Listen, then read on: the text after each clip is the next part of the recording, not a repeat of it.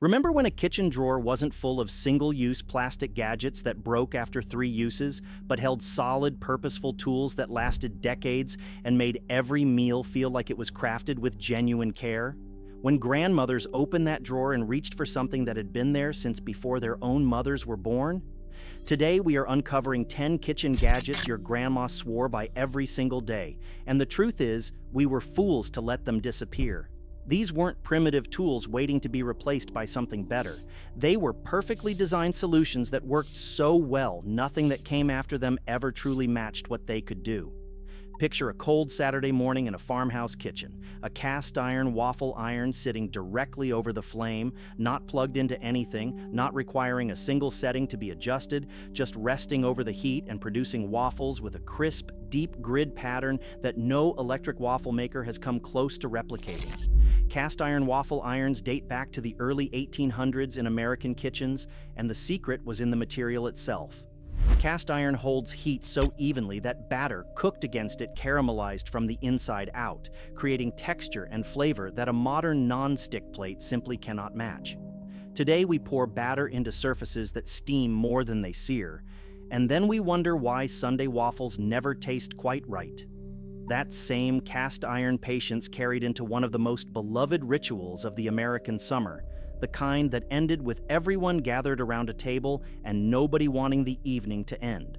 Before electric ice cream makers reduced the whole process to pressing a button, the hand-crank ice cream maker was a backyard institution that brought entire families together around a single shared task. A wooden bucket packed with ice and rock salt, a metal canister inside, and a hand crank, the whole family took turns operating until arms ached and anticipation became almost unbearable. The White Mountain freezer was patented in 1853 and remained in production for over a century because nobody could genuinely improve on what it did. Today's electric versions produce acceptable ice cream. The hand crank version produced an event nobody who experienced it ever forgot. From the backyard into the kitchen, grandmothers applied that same deliberate care to transforming tough cuts of meat into something a family genuinely looked forward to eating. The cast iron meat tenderizer was heavy, ridged, and built to last generations. It broke down the connective fibers in cheaper cuts of beef and pork through sheer mechanical force, turning something unpleasant to chew into a tender meal that stretched the family budget without anyone feeling shortchanged. Butchers in the 1920s and 1930s recommended them specifically because working families relied on cuts like round steak and flank that needed real preparation. As pre-tenderized meats became available at supermarkets, the tool disappeared, and with it the understanding that patience applied to an inexpensive ingredient produces results that money alone cannot buy.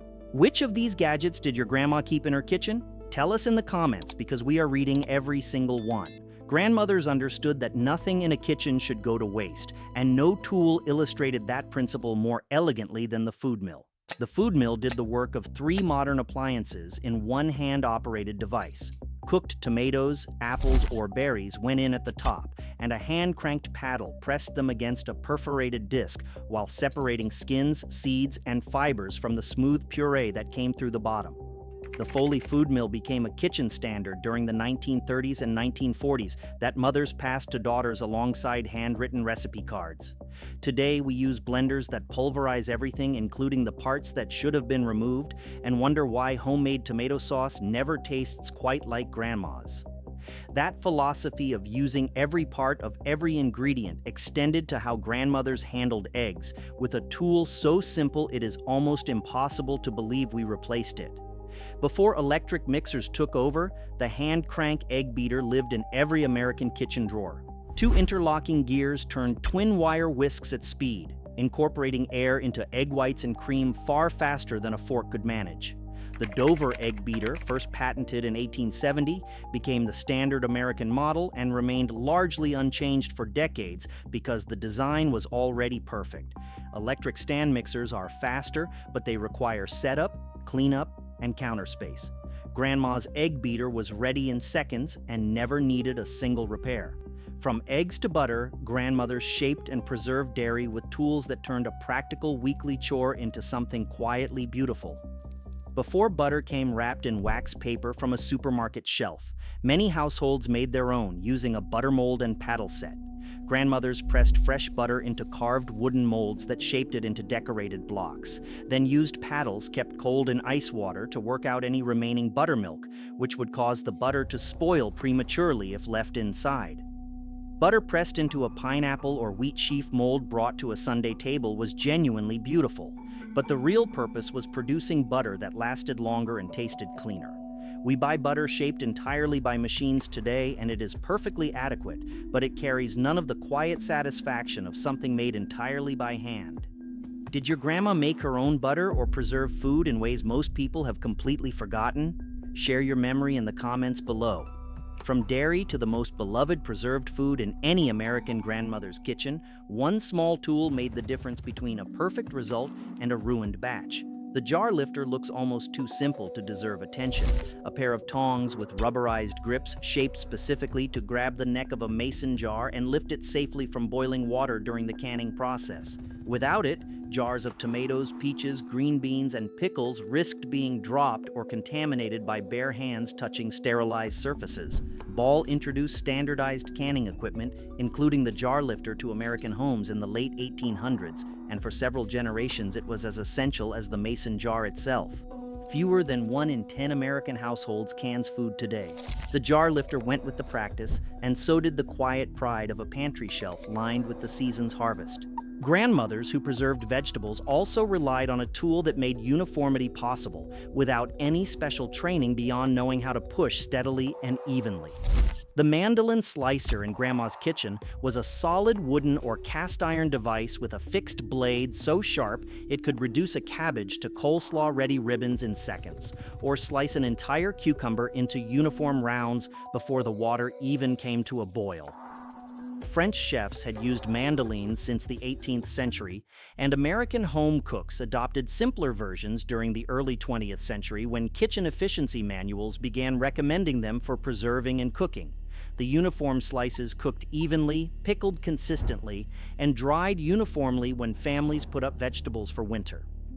Today's plastic versions flex under pressure and produce uneven results. Grandma's blade held firm and never needed replacing. Rounding out the kitchen was a tool that every serious baker considered as essential as flour itself, and whose quiet disappearance changed the flavor of everything baked at home. The wooden dough bowl was not just a mixing vessel. Carved from a single piece of wood, it retained just enough warmth from the kitchen air to keep bread dough rising at the right pace, and its porous surface developed a natural seasoning over years of use that contributed to the fermentation process in ways modern science has only recently begun to understand. American families passed their dough bowls down through generations, with some surviving more than a century of weekly use. We mix dough in stainless steel and plastic bowls today that are easier to clean and impossible to season, and the bread we make is technically correct but rarely has the depth of flavor that came out of Grandma's kitchen on a Friday morning. These 10 gadgets were not relics waiting to be improved upon. They were solutions that worked so completely that nothing built to replace them has ever fully succeeded. Grandmothers who used them understood something that modern kitchen design keeps trying and failing to rediscover: that the best tool for a job is the one built specifically for that job, made from materials that improve with use, and designed to last long enough to be passed down. Which of these would you bring back to your kitchen today? Tell us in the comments below, and subscribe to Vintage America Tales for more stories of the American ingenuity we left behind.